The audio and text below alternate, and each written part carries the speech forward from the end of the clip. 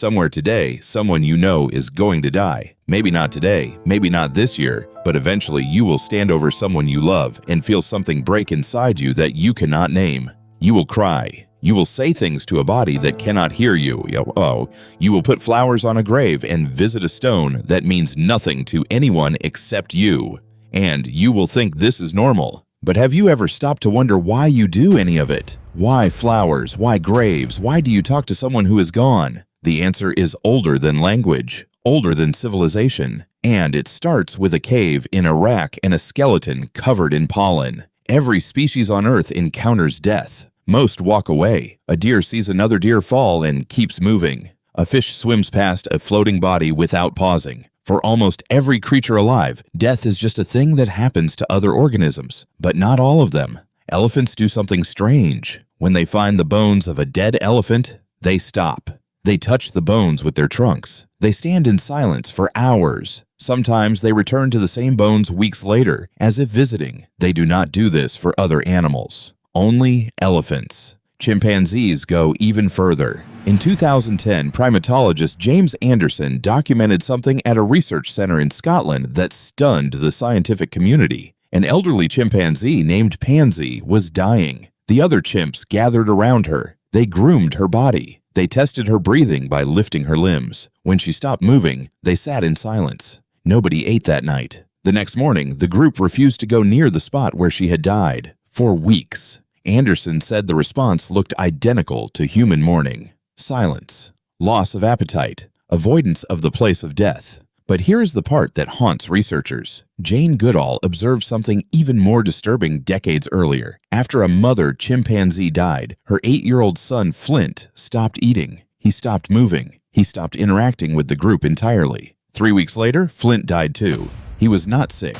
He was not injured. He simply could not survive the grief. His body gave up because his mother was gone. So grief is not uniquely human, but what humans did with grief is unlike anything else on Earth. 100,000 years ago, in a cave in Israel called qafzeh, a group of early humans did something no species had ever done before. A child had died, roughly 12 or 13 years old. Instead of leaving the body, instead of walking away the way every other creature on the planet would, they dug a hole. They placed the child inside in a curled position, knees drawn to the chest, like a sleeping baby. Then they did something extraordinary. They placed the antlers of a large red deer across the child's chest and hands, as if giving them something to hold. They covered the body in red ochre, a pigment they had carried from miles away, and they buried them.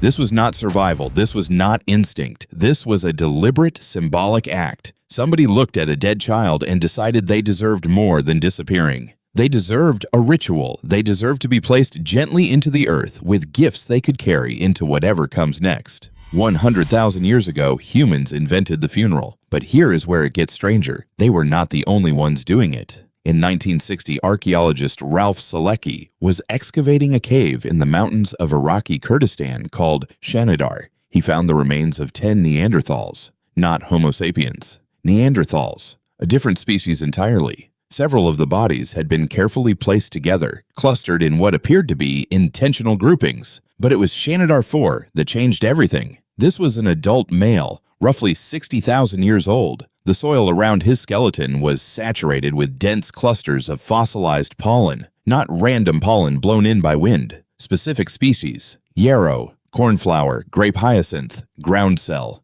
medicinal and colorful flowering plants, gathered and placed deliberately around the body. Selecki looked at the evidence and made a claim that shook the entire field of anthropology. He said Neanderthals buried their dead with flowers. The scientific community erupted. Neanderthals were supposed to be brutes, dumb, incapable of symbolic thought. The idea that they would pick wildflowers and lay them on a corpse was too human, too emotional, too close to us. Decades of debate followed. Some argued the pollen was carried in by bees. Others said it was coincidental. But in 2020, a team led by Emma Pomeroy at Cambridge University returned to Shanidar Cave and found something that silenced most of the critics: a new Neanderthal skeleton. The first articulated Neanderthal discovered in over 25 years, placed in the same area as the flower burial. in sediment that once again contained ancient pollen and plant remains. Pomeroy said if Neanderthals were using this cave as a site of memory for repeated ritual burial, it would suggest cultural complexity of a high order, not instinct, not accident.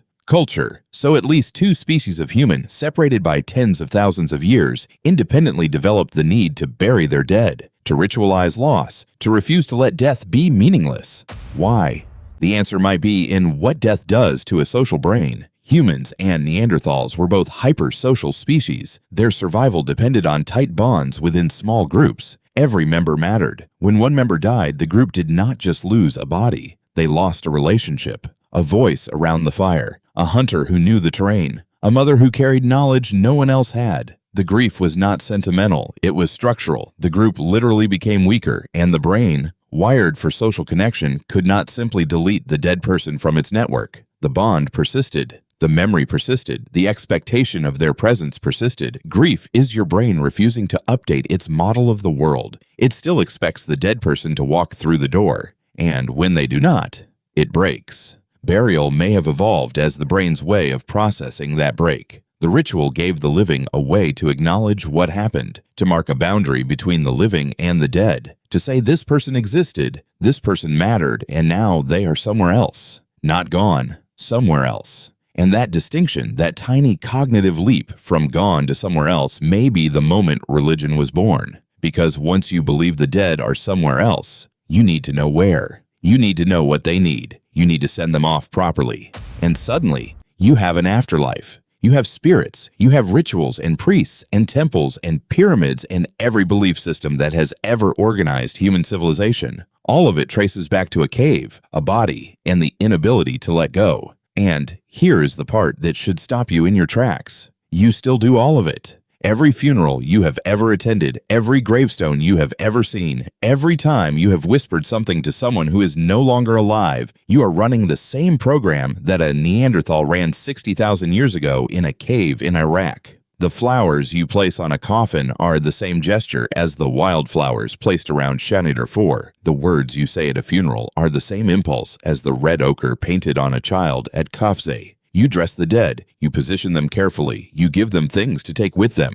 You gather in silence. You refuse to let them disappear without being marked. Nothing about this is rational. You know the dead cannot hear you. You know the flowers will rot. You know the grave is just dirt. But you do it anyway, because 100,000 years ago, something inside your ancestors decided that death was not acceptable. Not as an ending, not as silence, not as nothing. And that decision, that furious, irrational refusal to let death be the final word, built every religion, every monument, every poem, every song, and every prayer you have ever known.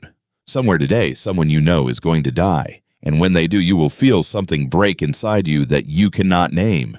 You will cry. You will say things to a body that cannot hear you. And you will put flowers on a grave. Not because it makes sense. Because 100,000 years of evolution made sure you could not stop yourself.